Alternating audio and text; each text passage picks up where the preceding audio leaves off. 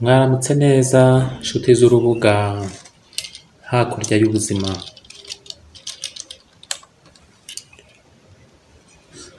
Uhoraho abahe umugisha abarinde,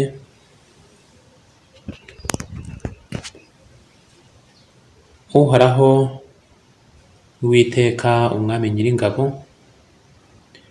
Uhoraho Uwiteka umwami nyiringoma, Uhoraho Uwiteka umwami nyiribihe, abahe umugisha abamurikishirize mu maso he, abagirire neza. Uhoraho Uwiteka usumba byose, ise w'ibifite imyuka byose, abahe umugisha abarebe neza, abahe amahoro.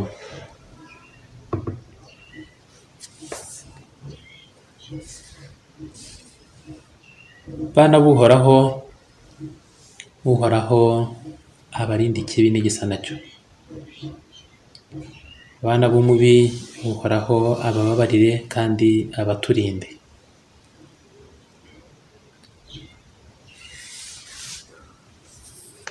Mu minsi yashize twaganiriye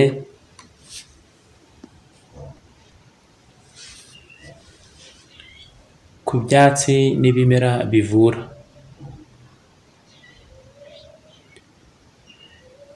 Hari ibyo nababwiye 13, ariko noneho ndagira ngo twinjire muri magie blanche neza, mbabwire ibyatsi bitandukanye n'icyo wagenda ubikoresha. Ako kantu ukandike kuko ndavuga akantu gatoya kuri ibyo byatsi, umenye icyo cyatsi cyo wagikoresha muri rituel. Ibi ni ingirakamaro cyane. Nta gihe na kimwe muzareka kubwirwa ibyatsi, kuko ibyo bishobora gukora ni ibintu bitagira uko bingana. Ariko dushukwa ko tugeze mu majyambere, tukabwirwa kubirimbura, tugashingamo kaburimbo n'amatara, tugashimwa n'amahanga, ariko umubiri turi ibisenzegeri. Niko inzira y'ikibi imera. Icyiza ni igishima icyo Uwiteka yaduhaye, kandi tukagikoresha nk'uko kiri aho ngaho kidutegereje. Ariko iyo ukirimbura, uba urimbura icyo Uwiteka yakoze, nawe ntuba uri uwe.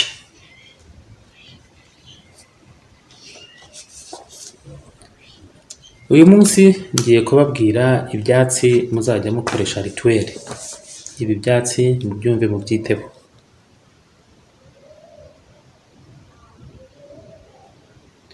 Ibi byatsi, buri cyatsi cyose kigira ibikigize bitandukanye, kandi bikoreshwa muri rituel cyangwa no muri za potion umuntu anywa, bikagira ibyo bimuvura.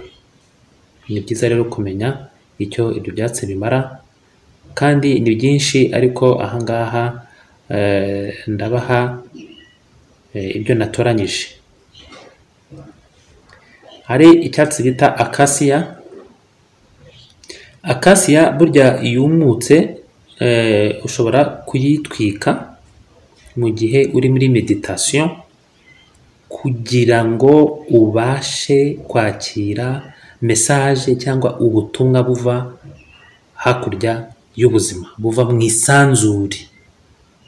Acacia iragufasha cyane kuba wakwakira message. Ziza zimeze gute? Urugero, mu gihe uri muri meditation, ushobora kumva uyirimo neza nta kibazo, ariko ukumva ufite ahantu ugarukira. Iyo ukoresheje acacia, utubabi twayo twumutse, bigufasha iki? Utangira kuyoborwa, intuition yawe irafunguka, utangira kumva neza udashidikanya ibiri hirya, perception zawe extrasensorielle, hanyuma ukaba watangira no kubwirwa. Urugero, ari nk'igihe najyaga nkora meditation, nigaga nka 2 secondaire ndakeka. noneho nkayikora nkumva hari ahantu ngera ariko simparenge. Hanyuma hari umukecuru wajyaga uturuka mu bice bya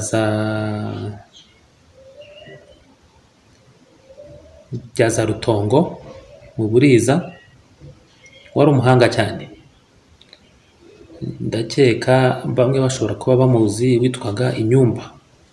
Uwo mukecuru Inyumba, ya mukecuru wacumbagiraga, wasaga n'upfuye n'ijisho, yitwaga Nyumba, ariko ijisho ntabwo ryari ripfuye nuko yarebaga, yifatiraga n'agatama ariko iryo yakubwiraga ryarasohoraga. Nyumba rero niwe waje wanyeretse, arambwira ati ibyo bintu urimo niba ushaka gutera imbere, kuko ibyo nari ndimo njya meditation ntabwo nabonaga ibyo ari byo. Yari avuye muri salo agiye kuri toilette inyuma, ntabwo yakundaga gukoresha wese za kizungu. Arambwira ati ibyo bintu urimo, ati niba wumva bitagenda, ati uzafate utubabi twa gasiya udutwike. Tubwire se tubabi twa gasiya, gasiya ni iki? Ati gasiya ntabwo yizi noya, ati nzakuzanira, aza kutunzanira. Ndi muri meditation ngeze hahandi ndadutwika, ndutwitse nibwo natangiye kumva nk'amajwi ambwira ati hano ukorera meditation, meditation wari ukeneye kuhakorera warayikoze, ukeneye guhindura ahantu, changement du milieu. Noneho njya ahandi ntangira gukorera meditation hariya mu Rwampara, ntangira kuyikorera kuri Mo Kigali, ntangira no kuyikorera ahandi. Nk'ubwo n'ubutumwa bwavuye ahandi, kandi ngiye kuyikorera ahandi naragiye ntera imbere cyane, ntangira kujya nanayikorera mu bishanga, mu misozi n'ahandi. Ijwi ryabimbwiye ntabwo wambaza ngo ni marayika wuhe cyangwa niki, ariko byabaye benefique kuko nateye imbere. Donc no kuyoborwa ukabimenya n'ijwi rivuye mu isanzure, ntabwo ryari ribi, ntiryambwiye kwica, ntiryambwiye kwiba cyangwa gusambana cyangwa kuraguza, ntabwo ryambwiye riti aho ugeze hano ntacyo ukihakora, sohoka ujye kwikorera n'ahandi. Ni ukuvuga icyo gihe meditation nahinduye aho nayikoreraga njya ahandi. Rero si n'ibyo gusa, ushobora kuyoborwa mu nzira nyinshi zitandukanye. Utwitse iki kibabi cya akasiya cyagufasha cyane. Turajya kuri ayi ni tungurusumu. Bavandimwe, nta kintu nabonye mu byatsi gikomeye ku jisho ribi nka tungurusumu. Tungurusumu ushobora kuyimanika imbere y'umuryango, ijisho ribi riragenda. Tungurusumu ushobora kwigendana mu mufuka, itera amahirwe. Tungurusumu ntimukayibagirwe. Hari icyatsi bita angelique, ubundi bakunda kucyita l'herbe aux anges, kirinda imyuka mibi n'ibyo bakuroze, ndetse n'abashaka kukuroga ibintu byanyuze muri rituel bagira ngo ubakunde cyangwa se bakuriganye. Ituma ariko noneho mu buryo bw'umwihariko, ituma ugira ikintu cyitwa patience na perseverance. Donc umenya kwihangana no gushimikira ikintu ukakigeraho. Rero angelique ni icyatsi cyiza cyane mwajya mukoresha kandi kigira umumaro mwiza. Nabibandikiye byose ndabibaha, mujye mumenya uko mushobora kubyitabaza. Murumva ko njye navuga akantu gatoya kuri buri cyatsi, ako ushobora gufata ukandika.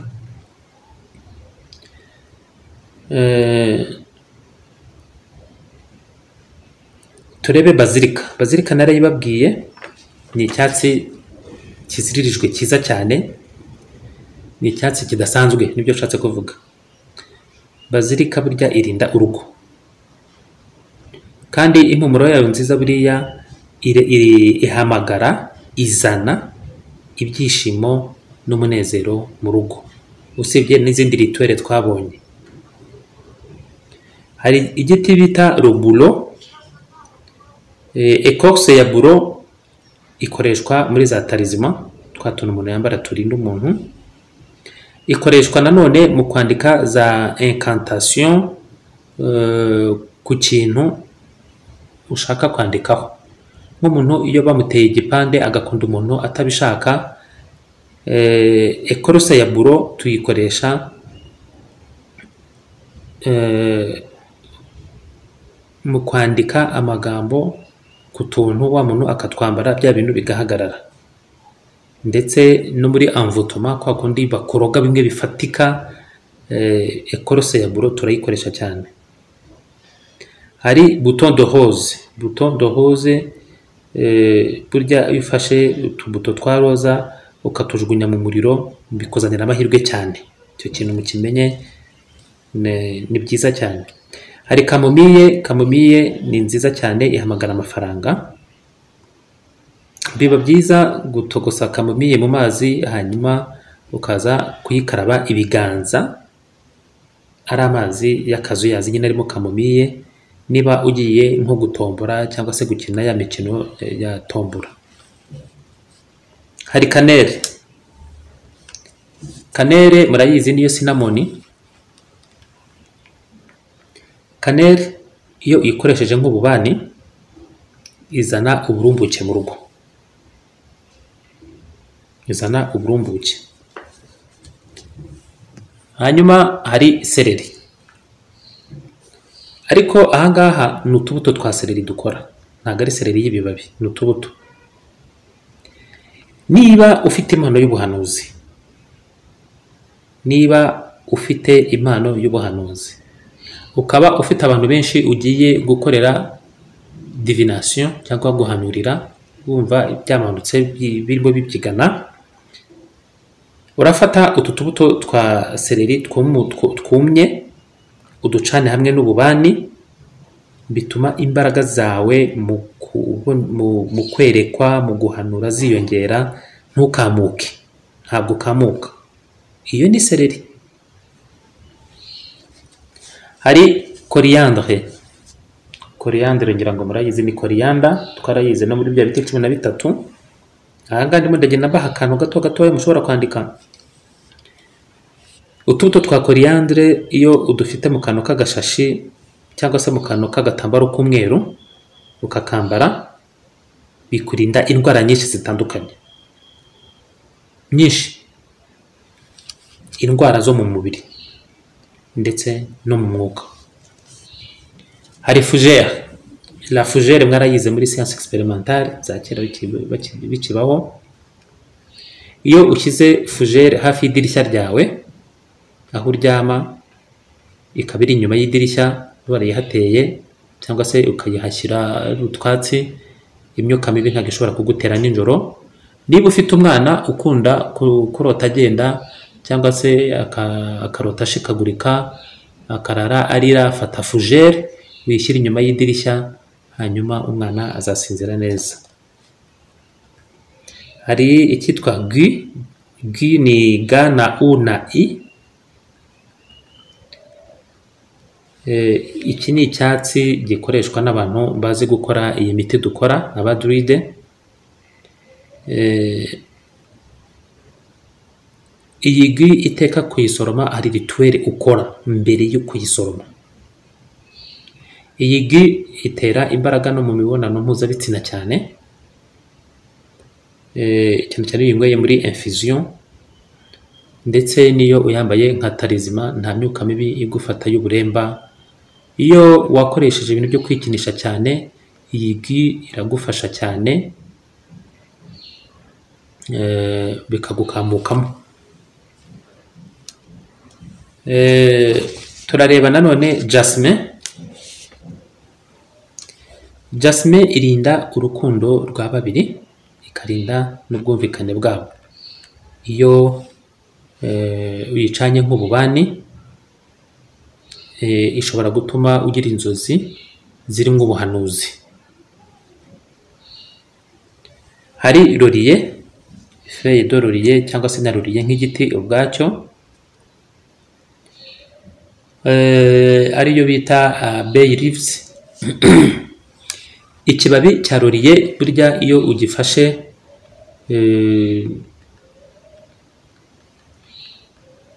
ukagicisha nko ku rupapuro rw'umweru. Tuvuge uri mu nzu urashaka kwandika, wenda urashaka gutegura ikiganiro, uri Claude uri Nsibika, ibiganiro bikisukiranya ari nka 20 mu mutwe. Ubu ugomba kwandika imirongo uza kugenderaho mu kiganiro kugira ngo utaza gutwarwa ukigisha nabi. Ariko hari inspiration iza bitewe n'ikiganiro cy'uwo munsi gikenewe mu isanzure. Iyo ni inspiration iva kuhoraho. Iyo wumva inspiration yazimye rero ufata feuille de laurier ukayicisha nko mu ikaye ugiye kwandikamo, cyangwa ukayiterekaho ukayitegereza. Ikiganiro gihita kiza kijyanye n'igihe ugezemo kandi kijyanye n'ubushake bw'uhoraho. Niba wandika ibisigo ukaba wananiwe, wumva wacanganyikiwe, koresha ikibabi cya feuille de laurier ugishyira ku rupapuro, urahita ugira inspiration, inganzo. Urakora mu nganzo neza, biraza neza. Niba ufite umukobwa wawe ukaba umushyingiye, wamukorera akabuke k'indabo za laurier, azagira urugo rwiza kandi rutera imbere. Hari Marguerite. Marguerite, abagabo mufite abagore bataye ingo, abagore mufite abagabo batakiba mu ngo, bibera mu kabari, baba no mu yandi majipo no mu yandi masujipe, mwakoresha Marguerite kugira ngo abagore banyu bagaruke, abagabo banyu bagaruke. Gute? Wafata ibibabi bya Margarita ugakunda kubigira gute? Kubitwika mu rugo, hanyuma ndetse ukajya unatogosa ibyo bibabi, ukajya ubikaraba ukabyogesha no mu nzu. Umugabo arava mu masujipe, arava mu masutiye, aragaruka. Umugore arava muri za lisani, arava mu bwiyandarike. Hari nenifar. Nenifar ni icyatsi kiba mu mazi, ubwacu kiba mu mazi, ni ururabo rwa nenifar rwiza cyane. Hari nenifar z'umweru, abantu b'abarozi kera bajyaga bakoresha, zigira imbaraga cyane, zivura ibintu byinshi bitandukanye. Hariho n'ababikoresha mu kugira ngo bongere imbaraga mu mibonano. Ariko nenifar y'umweru uyisoromye igihe runaka, ibyo ngibyo tuzabireba uko basoroma n'amasaha yo gusoromaho, cyangwa se ibyo bitaga mu Kinyarwanda guhamura. Uyisoromye igihe runaka uraza ukaba wayivurisha indwara zigera mu 154. Romare. Romare ni rosemary, ko ni kakatsi kanjye nkunda cyane. Iki cyatsi gituma memoire y'umuntu idasaza, ahubwo ikarushaho kwiyongera no gukora neza. Iyo ufashe romare ukazishyira munsi y'umusego wawe, ihamagara amahirwe. Iyo uyigendanye ituma ugira umunezero mubo usanga, ubashyira umunezero, ukikorera umunezero uwujyana kandi ukagaruka ugarukanye. Byo bifite icyo bivuze kuwumva. Rose. Iroze ni ururabo rw'urukundo, byo ni ibintu bizwi ku isi yose, kandi ikoreshwa muri rituel z'urukundo. Ahangaha rero nusanga bayishyize ku gatuti cyangwa se muri cercle magique bagiye gukora rituel, ugasanga harimo rose, bitumenya ko arimo ibintu bijyanye n'urukundo gahunda. Roza nanone ni symbole ya perfection, ya séduction na sensualité. Donc ikintu kigeze ku mwuzuro wacyo, ikintu cya séduction donc gikurura abantu cyane, na sensualité donc ibintu bijyanye no gukurura mu buryo bw'imibonano mpuzabitsina, kandi umuntu ni mwiza mu buryo runaka. Ni ururabo rwa Venus. Venus ni planète murayizi, iri associé ku bantu bavutse kuri signe ya Taureau na Balance. Betare za roza y'umutuku ndetse n'iz'umuhondo zigira ntukiza cyane kitagibwaho impaka kijyanye n'uburumbuke mu nzira yo kubyara. Hakaza timu iyo yicanye ku makara mu rugo ituma abahari bose bagira ubuzima bwiza. Iyo uyigendanye ituma ibintu bikurimo bihishe ushobora gukora kandi bikakugira umumaro bifunguka. Hari impano abantu bajya bagira ntibamenye ko bazifite, hanyuma bakazigendana bakazibana bakagira gute. Iyo rero ufashe timu ukayigendana rwose, ubwo ngubwo umenya ko iza mpano zawe zigiye gufunguka kandi ko uri bubone n'abazikeneye, noneho ukabikoresha bikakugirira akamaro.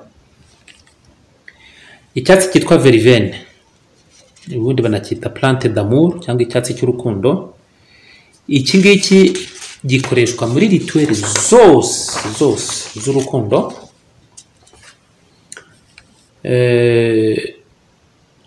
Aho ugikoresha ushaka kugira ngo uwawe akugume hafi yo kugenda, yo kuguta. Iyo ubona atangiye kugenda, mwabanaga mwakundanaga, wakoresha verivene, uwo muntu akaguma aho ngaho. Ariko nanone inakoreshwa mu kugira ngo ukurure umuntu ushaka ko mukundana we wenda atanabizi. Ahangaha njye simbyemera, ntabwo ukwiye gukurura umuntu ngo agukunde atabizi atabishaka, uba umurozi. Njye mbona ko wamubwira uti ndagukunda, akakubwira ati jyewe wapi, ukagenda, ahubwo ugakora ibizatuma gukunda. Kandi birashoboka. Ariko kujya kumushyiramo imikukunyu yo kumuroga ukamuzana akagukunda atabishakaga, uba uri umurozi nk'abandi bose. Ariko umuntu mubana n'umugabo cyangwa umugore wawe cyangwa mukundana yarakwemereye urukundo, ukabona atangiye kugenda, ufite uburenganzira bwo gukoresha verivene, nta gucike maze abajya hehe. Agomba kuguma aho ngaho, bikitwa shuntama byamaze, ariko akaguma aho ngaho agasutama. Nyuma rero y'ibi byatsi n'ibimera ko tubibonye, nagira ngo ngire ababyeyi cyangwa se abadamu urubyaro rwahagaze. Rituel ya fecondité yatuma mubasha gusama duciye mu nzira ya gikirisitu. Ahangaha cyane cyane abagatolika iraza kubafasha.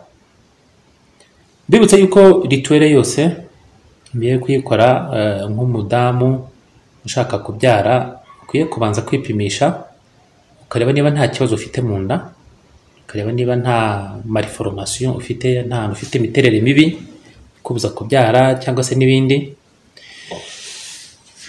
Ikindi kintu kijya kibuza abagore kubyara ndagira ngo ntibabwire, ni ikintu mukwiye kwiyaka. Akenshi iyo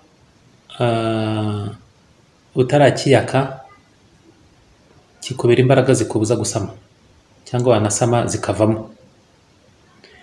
Ibyo ngibyo tuzabireba, nibyo bita angrame. Angrame zifata ariko ikintu cya mbere kizakubuza gusama ni ibikomere.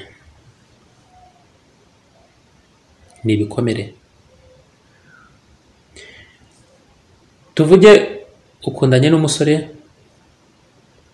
urakeka ko muzabana, mu minsi ya nyuma y'ubukwe araguhemukiye.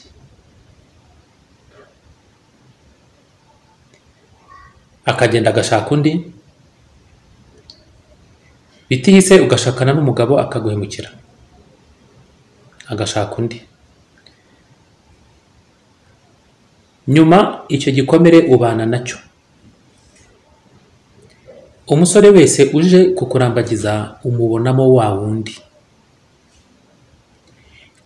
Iyo akubwira afite n'ukuri, wowe umugereranya na wa wundi wa mbere. Uvuga uti na wa wundi yaje avuga atya. Aho ngaho urimo urasunika icyiza cyamuturukaho.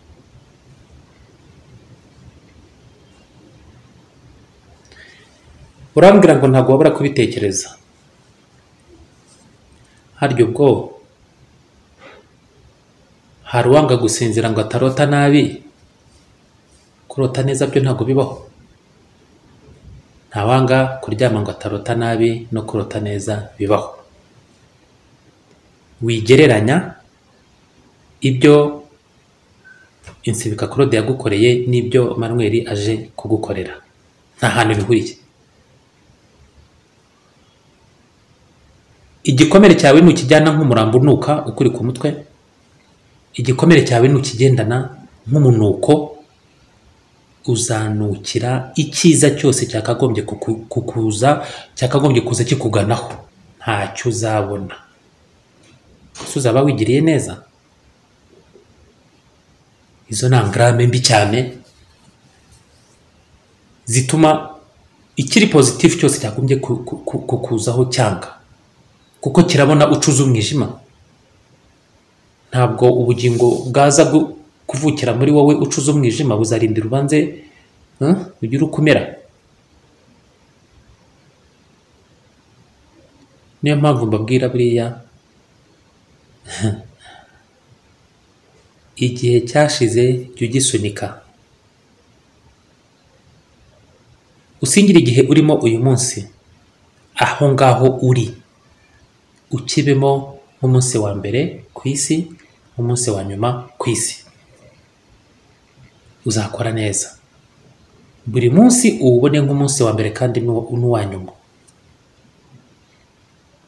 Ikindi, hari izo ni za angrame z'ibikomere biva mu rukundo.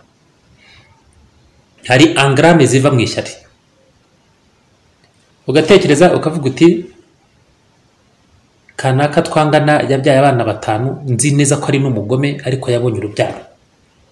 Kuki jyewe ntarubonye? None se aho umuherukira niba yari umugome, nyuma niba yarabaye muzima urabizi?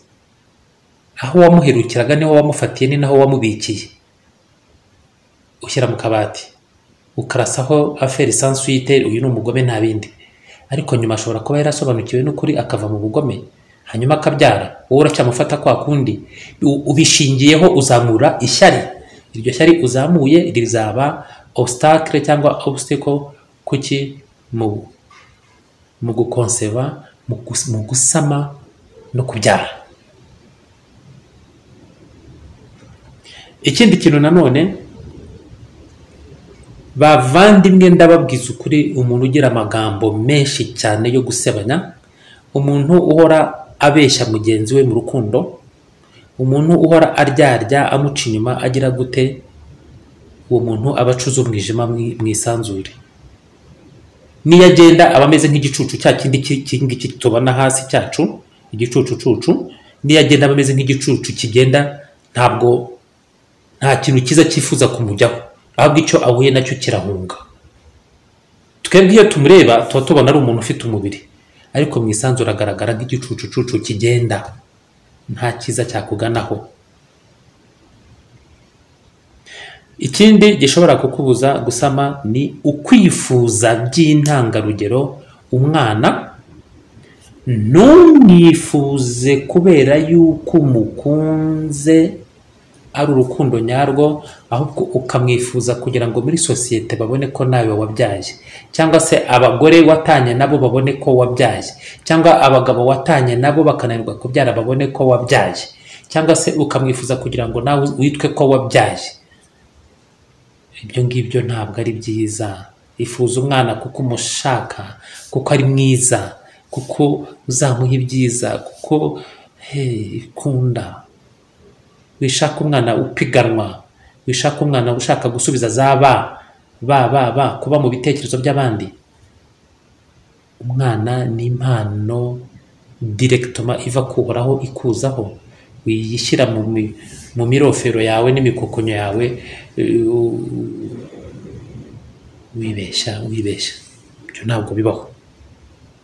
Rero usibye izo angrame, hari na angrame nyinshi cyane. Iyo wasambanye n'abapfumu, buryo ushobora kutabyara, cyangwa wabyara umwana ukabyara umwana urimo imyuka mibi.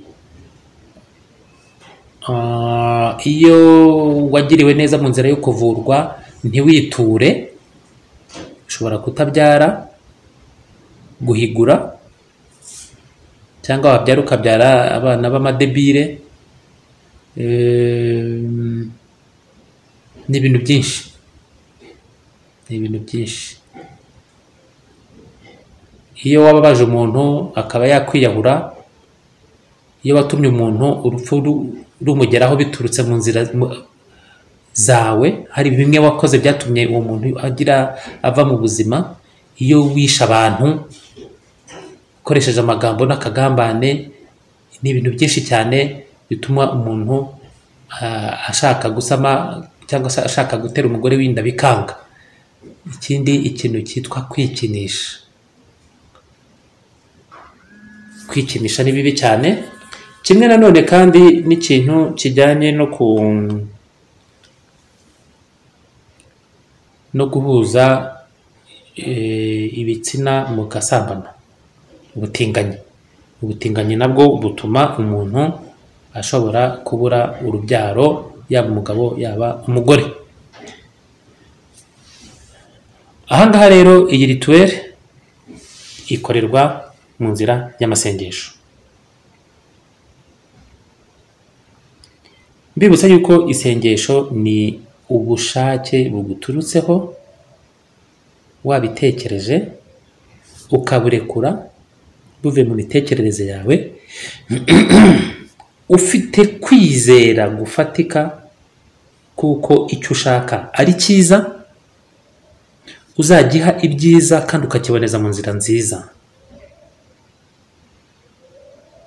Ibi ni imbaraga, ni igikorwa cyo gutekereza kiva mu mbaraga zacu imbere n'ibituyobora, nk'ibyo dukunze cyangwa ibyo dushaka.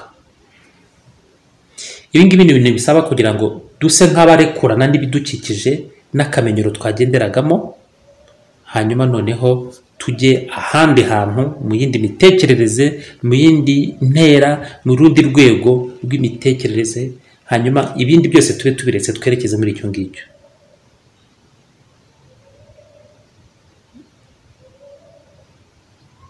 Ibi bisaba kugira umuhate wo gukora ikintu ugamije icyiza kandi ukigeraho.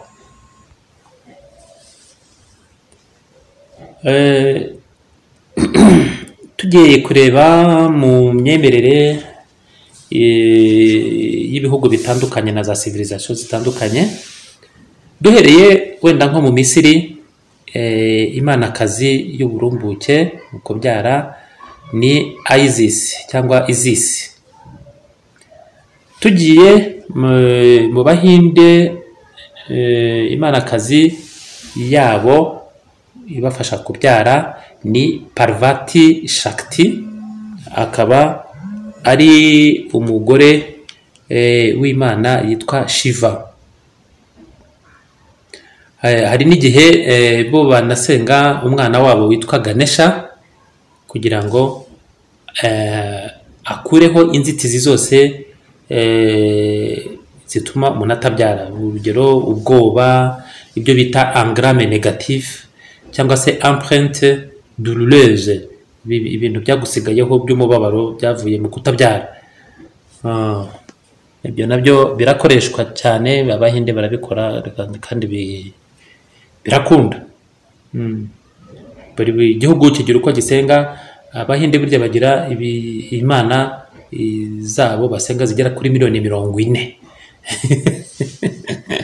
Ubwo nyine we wabyita ibigirwamana, ariko bo barasenga kandi bikaba amahoro kandi nuko. Rero burya iyo urebye neza usanga buri gihugu gifite uko gisenga kandi ntabwo bibuza ko bitungana. Iyo ugiye mu Baheburayo uhasanga Abaheburayo cyangwa tradition hébraïque, uhasanga marayika witwa Layla.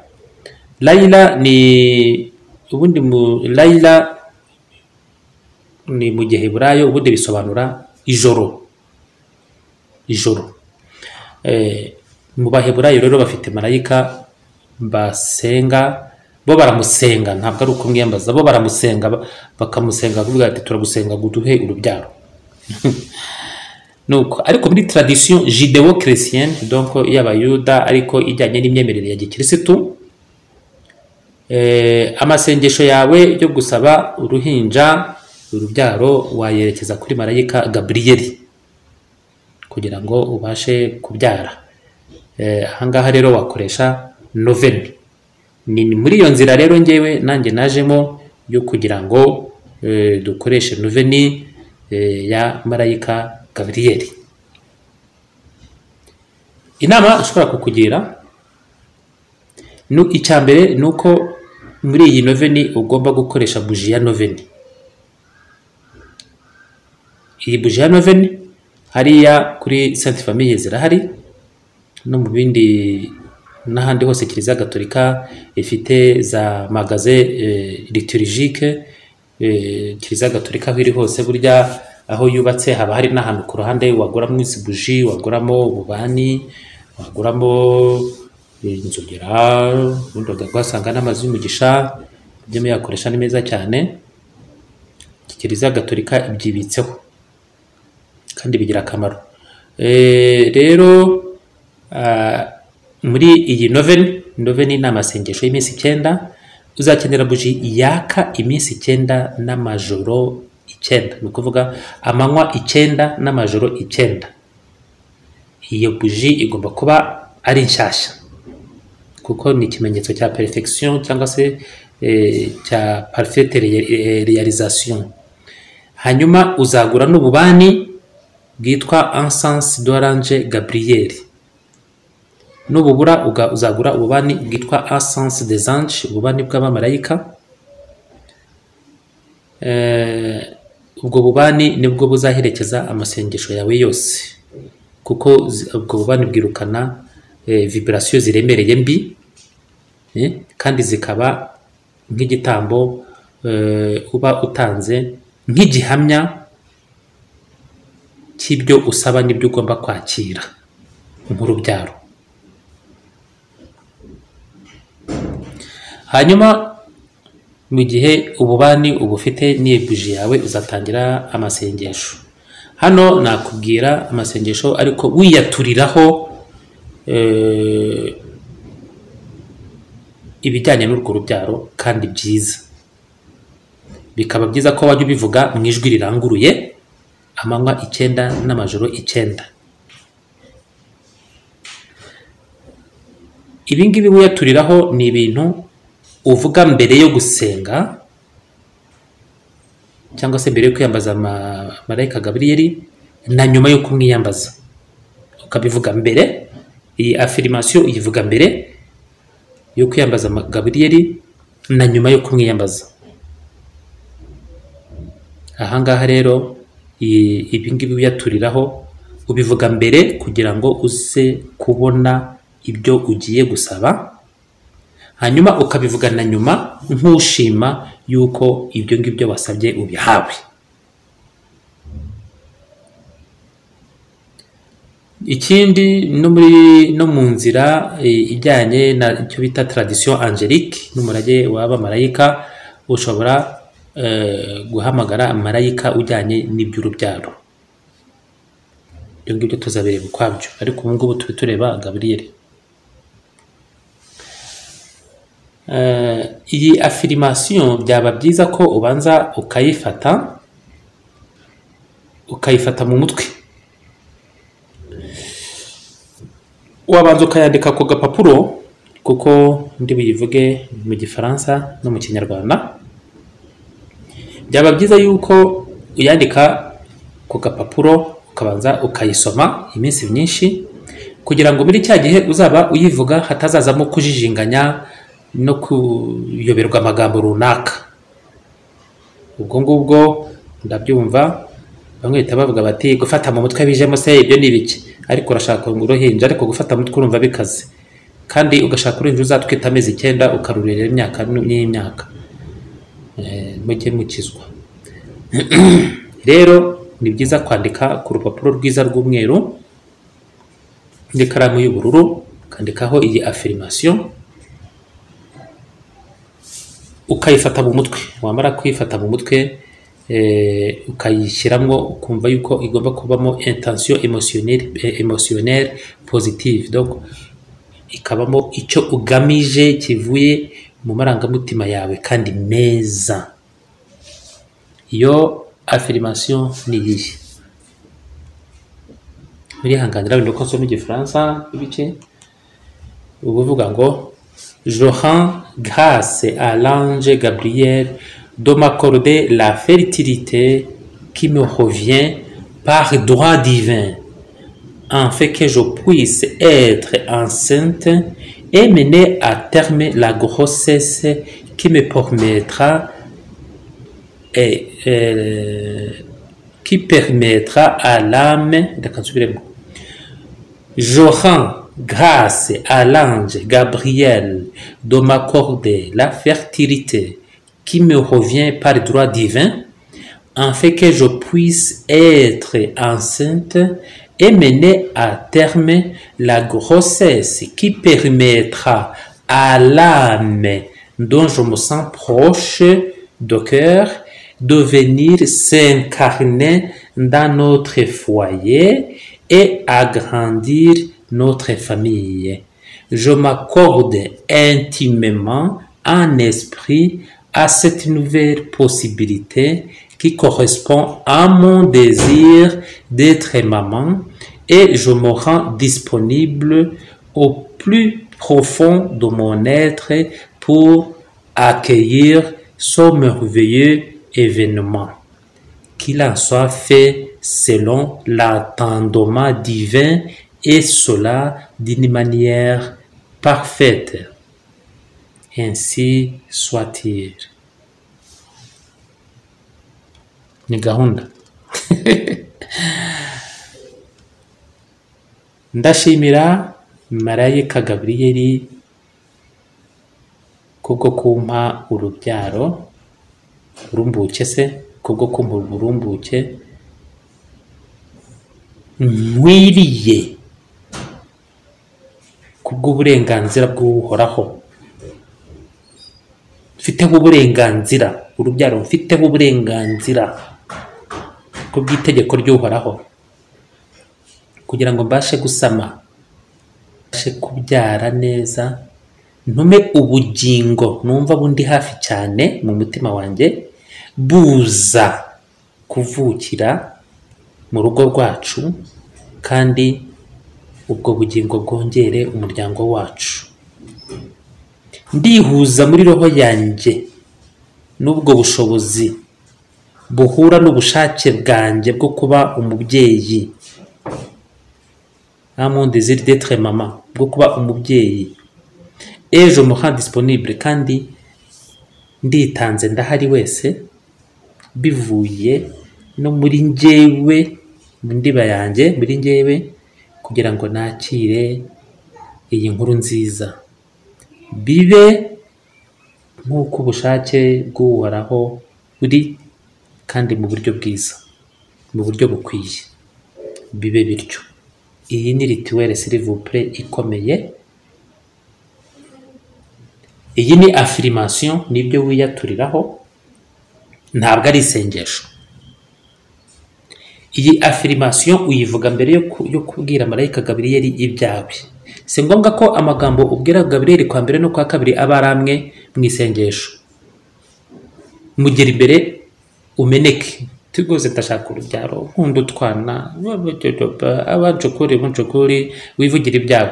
Ariko mbere ube wamubwiye ibi ngibi, hanyuma numara kumubwira ibi ngibi usenge kugira ngo akwegere, agufashe mu nzira y'ijuru. Nurangiza kumwiyambaza, uraza gufata noneho iyi affirmation nanone wongere uyivuge. Ibi ngibi rero uba ubikora ku manywa usenga na nijoro. Noveni muzi uko umuntu asenga, ni amanywa nijoro iminsi 9. Ya buji iba icanye, uyicana ku munsi wa mbere, ntabwo igomba kuzima.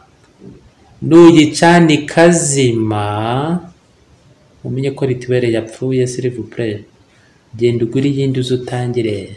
Kora icyumba cyawe, kora ku buryo nta muyaga winjiramo, kora ku buryo nta nsibika ziza zinjiramo uko ziboneye nka za korode, kora ku buryo buji yawe itazima, yake amanywa 9 n'amajoro 9, nawe uri imbere y'Uhoraho usenga. Uzambwira. Ngayo nguko bana b'Uhoraho, Uhoraho abaho urubyaro.